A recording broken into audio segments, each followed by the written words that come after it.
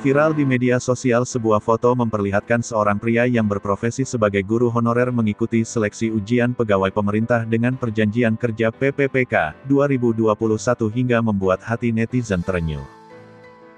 Foto tersebut akhirnya menjadi viral di berbagai platform media sosial setelah dibagikan akun Facebook Mike Riana pada Rabu, tanggal 15 September tahun 2021.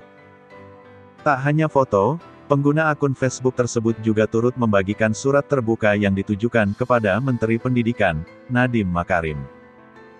Surat terbuka itu awalnya dituliskan oleh Novi Hasifah yang merupakan pengawas ruang ujian PPPK 2021 yang berlangsung baru-baru ini. Dalam foto, terlihat seorang pria dengan kondisi rambut yang sudah beruban mengenakan setelan hitam putih. Dia tampak sedang mencuci tangan di wastafel diduga sebelum memasuki ruang ujian seleksi PPPK 2021.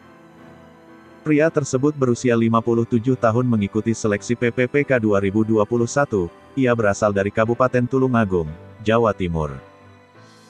Melalui surat terbuka yang ditulis oleh Novi Hasifah lalu dibagikan akun Facebook Mike Riana, disebutkan bahwa pria tersebut mengikuti ujian dengan pakaian putih lusuh dan celana hitam yang warnanya sudah pudar. Ia merupakan guru honorer yang ingin mengadu nasib dengan mengikuti program PPPK 2021.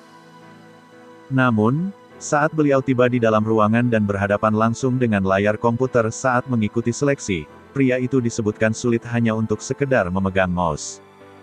Selesai ujian, pria itu disebutkan tidak mencapai skore yang telah ditentukan. Akhirnya, PASSINGGRADE pun tak diraih. Pecahlah tangis beliau di dalam hati. Terlihat jelas ketika nilai-nilai itu terpampang di layar monitor.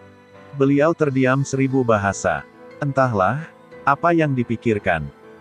Melihatnya saya pun ikut terisak, demikian sepenggal isi surat terbuka yang dituliskan Novi Hasifah untuk Nadiem Makarim.